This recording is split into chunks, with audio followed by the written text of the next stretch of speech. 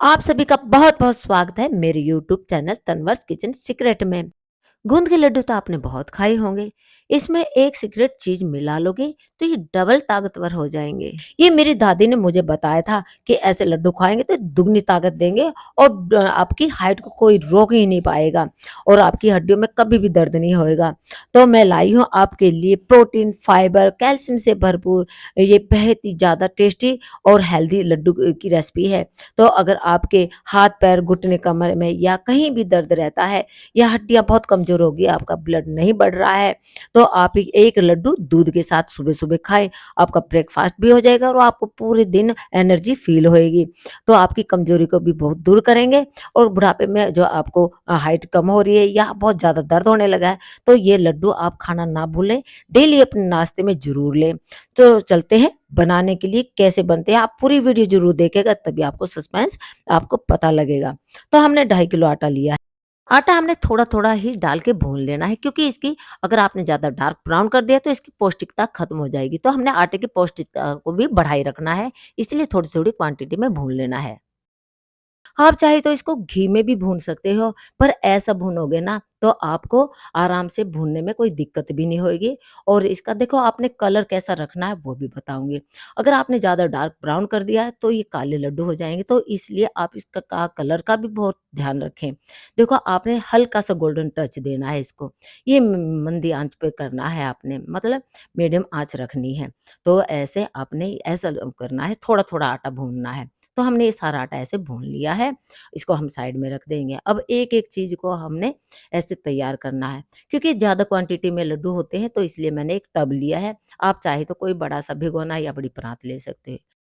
अब 2 किलो खंड लेंगे हम, ये देसी खंड होती है जो लड्डू में डाली जाती है। इसे शुगर मरीज़ भी खा सकते हैं। ये चीनी की तरह नहीं होती है। अब हमने ड्राई फ्रूट ले लेना है, इसके आप मात्रा कम-ज़्यादा भी कर सकते हो।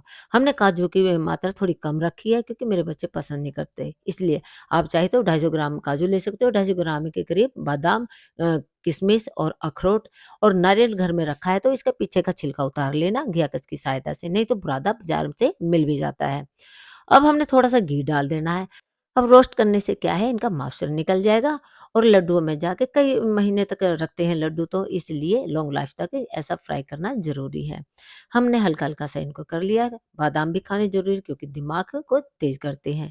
अब हमने काजू डाले हैं। काजू की मात्रा मैंने कम रखी क्योंकि मेरे बच्चे कम खाना पसंद करते हैं। अगर आपको फैट चाहिए तो आप इसकी मात्रा ज़्यादा बढ़ा दीजिएगा, नहीं तो इतने ही न बहुत होते हैं। क्योंकि काजू के बिना भी थोड़ा-सा अधूरापन है, इनका जो फ्लेवर होता है ना बहुत अच्छा लगता है। इसलिए काजू ज़रूर डालें पर थोड़ी कम मात्रा या ज़्यादा मात्रा आपकी इच्छानुसार है। ये मखाने हमने 150 ग्राम के करीब लिए, हमने थोड़े-थोड़े से डाल के इनको रोस्ट कर लेना है। क्योंकि अगर आपने कच्चे ही मखाने डाल दिए तो इनमें चिपचिपापन आएगा और कच्चापन भी आएगा। अच्छा ये फ़ायदेमंद इतने होते हैं जैसे हमारे हड्डियों में ग्रीस खत्म हो जाता है ना, तो इसको ये बढ़ाते हैं तो हड्डियाँ मजबूत करते हैं। तो ये हमें डाइट में ज़रूर लेने चाहिए और इसलिए हम इसकी इतनी क्वांटिटी डाल रहे हैं। हर चीज़ की अपनी-अपनी गुणवत्ता होती है, तो ऐसे ही गोंद की भी अपनी गुणवत्ता है। थोड़ा-सा घी डाल देना है और गोंद 2 प्रकार का मिलता है, एक तो ब्राउन शेड में, एक व्हाइट से कलर में जैसे क्रीमी होता है। तो इसको थोड़ा-थोड़ा दरदरा सा कूट लेना है, फिर इस डालें तभी अच्छी तरह से अंदर से पक पाएगा और बूंदी की तरह फूल जाएगा। इसकी गुणवत्ता ये है जैसे बेबी होने के बाद इतनी वीक हो जाती है ना हमारी नसें, तो वो जब डालते हैं लड्डू, तो हम वैसे ही खाएँ तो हमारी नसें भी मजबूत होएँगी और कमज़ोरी भी चली जाएगी। तो गोंद का डालना इसलिए बहुत ज़रूरी होता है। हमने ये पाव भर गोंद लेंगे, तब इसको थोड़ा-थोड़ा करके ऐसे ही फ्राई करेंगे। ये है खसखस। हमने 1 कटोरी के करीब खसखस ली है। इसको भी अच्छी तरह से इसमें हल्का-सा जैसे जीरा को भूनते हैं ना, इसको भी हमने हल्का-सा गोल्डन टच देना है। ये ब्लड को बढ़ाता है। मतलब हमारे जो ब्लड में डॉट पड़ जाते हैं ना, उसको कंट्रोल करता है और डॉट नहीं पड़ने देता है। तो खसखस भी इसमें डालनी चाहिए। हमने हल्की-सी इसको गोल्डन टच दिया है और इसको हमने डायरेक्ट ही डाल दिया। हमने इसको बारीक नहीं किया है। खसखस को भी इसमें डाल देना है। सारी चीज़ों को एक-एक करके भून के इसमें डाल देंगे, जिससे ये आराम से मिल जाए। अब थोड़ा-सा और घी डाल लेंगे। इसके बाद जो है मेन, जो इसका मैं सीक्रेट बता रही हूँ, ये है बेलगिरी। बेलगिरी मेरी दादी है ना के लड्डू बहुत बनाती थी। ऐसे गर्मियों में तो शेक पीते थे और सर्दियों में इसके लड्डू बनाते। क्या आपने बेलगिरी के कभी लड्डू खाए हैं? नहीं खाए तो आप इसे ज़रूर ट्राई कीजिए।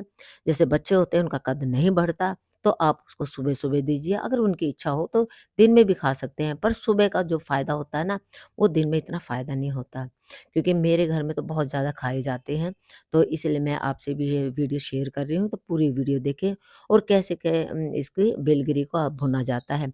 इसको सुखा लेना है पहले, फिर इसको बारीक मार्केट से भी मिल जाता है पिसा-पिसाया, और आप घर में भी इसको अच्छी तरह से जार में डाल के पीस सकते हो। इसको ऐसे पकाना जैसे हम हलवा भूनते हैं ना, जैसे सूजी भूनते हैं, ऐसे इसको पकाना होता है। जब इसमें से हल्की-हल्की खुशबू आने लगे ना, तो समझो ये बेलगिरी भुन चुकी है। इसकी पहचान ये है, कई बार क्या करते हैं, उसको पहचान नहीं होती है, उसको ज़्यादा भून देते हैं, तो इसकी गुणवत्ता खत्म हो जाती है। तो आपने इस चीज़ का भी ध्यान रखना है। अब देखो ये एकदम से तैयार हो चुकी है, इसमें खुशबू भी आने लगी है। तो आपने भी ऐसे ही बेलगिरी के लड्डू बनाने हैं। जैसे बुढ़ापे में कमज़ोर हो जाते हैं, कद हमारा छोटा लगने लग जाता है, तो बेलगिरी के लड्डू ज़रूर खाएँ, तो आपका कद ऐसा ही लगेगा जैसे पहले यंग थे आप। तो ये बहुत ही फ़ायदेमंद होती है स्किन के लिए भी और वैसे भी। अब डालेंगे हम बुरादा न नारियल का। नारियल के बुरादे की क्या गुणवत्ता है? जैसे हमारे सिर में बहुत ज़्यादा दर्द हो जाता है ना, तो नारियल उसमें काम करता है, हमारी नसों को खोले रखता है और दिमाग के लिए बहुत ही अच्छा होता है नारियल। तो इसको हमने लिया है आधे किलो के करीब, तो इसको भी हल्का-हल्का हमने भून लेना है। ऐसे इसमें डालेंगे। देखो अब मैंने सबसे मोटा लिया है ये गोंद का, बूंदी के टाइप का। देखो एकदम से अंदर से ये क्रिस्पी है। आपका भी गोंद जो बनाओगे ना, तो ऐसा ही क्रिस्पी होना चाहिए। अगर इसमें गांठें रह गई हैं तो समझो ये कच्चा है। अगर ऐसे फूट जाता है तो ये समझो पक चुका है अच्छी तरह से। हमने हल्का-हल्का से कूटना है, बारीक नहीं करना है ज़्यादा, क्योंकि जब लड्डू में इसका कुरकुरापन आएगा ना, तो बहुत ही अच्छा लगता है और आपको टेस्ट भी लगेगा कि भई वाह! क्या बात है, कितने अच्छे लड्डू बने हैं। दादी हमारी है ना बहुत डालती थी। आगे आगे जब मेरी शादी होगी तो देखा सास भी मेरी बहुत पसंद करती है ऐसी चीज़ों को। तो मैंने ये सारी चीज़ें उनसे ऐसे सीखी हैं कि मैं आपसे भी शेयर करना चाहती हूँ जी, क्योंकि प्रॉपर तरह से लड्डू कैसे बनते हैं और कैसे डालने चाहिए। अब हमने मखाने को भी दरदरा सा कूट लिया है। अब ड्राई फ्रूट को मैं जार में डाल के इनको दरदरा सा पीसूँगी। आप चाहे तो कट करके भी डाल सकते हो। अब मैंने इसमें डाले हैं अखरोट और किशमिश। किशमिश क्यों डाली है? क्योंकि पैरों की, हाथों की मसल्स को मज़बूत करती है। इसमें थोड़ी खांड डाल के पीसोगे ना, तो ये दरदरापन भी हो जाएँगे और आपस में चिपकेंगे भी नहीं। देखो आप देख रहे हो ना जैसे। अब ये आराम से सारे आटे में मिक्स कर लेना है। अब इसमें गरम करके ही घी डालना है। अगर ठंडा डालोगे तो लड्डू जुड़ नहीं पाएँगे, इसलिए आपने थोड़ा-सा ज़्यादा गरम करना है और किसी भी पलटे की सहायता से आप मिला लेना। क्वांटिटी इनकी बराबर होनी चाहिए, जितना आप आटा ले रहे हो इतना ही आपने घी लेना है, तभी ये अच्छी तरह से लड्डू बन पाएँगे। देखो सारी चीज़ें इसमें ताकतवर है, क्योंकि ये सुबह-सुबह खाया जाता है और भी गुणकारी होता है। क्योंकि गाँव में लोग जो ज़्यादा बनाते थे, शहरों में थोड़ा-सा कम बनाते हैं, पर बनाना चाहिए क्योंकि जंक फूड से आपने ज़रूर बचना चाहिए। सुबह-सुबह नाश्ते में दीजिए, देखिए ताकत भी आएगी और इससे सुंदरता भी बढ़ती है। आजकल बच्चे ना घी से बड़ा भागते हैं, घी से नहीं भागना चाहिए, क्योंकि ये हमारे शरीर के लिए बहुत ही फ़ायदेमंद होता है। जो हमारे जॉइंट होते हैं ना, उसमें ग्रीस तभी पहुँचता है जब आप थोड़ा घी भी खाएँगे। देखिए, हमने तो लड्डू बना लिए हैं खाने के लिए। आप कब बना रहे हैं और अगर आपके एक ही बार में ऐसे बनते हैं और टेस्टी भी बनते हैं, तो ज़रूर कमेंट बॉक्स में लिख के बताना कि आपके भी लड्डू बेलगिरी के ऐसे ही बने हैं या नहीं बने हैं। अगर बच्चे छोटे हैं, तो छोटा लड्डू बनाइए, अगर बड़े हैं, तो बड़ा-बड़ा लड्डू बनाइए, आप जैसे इच्छानुसार।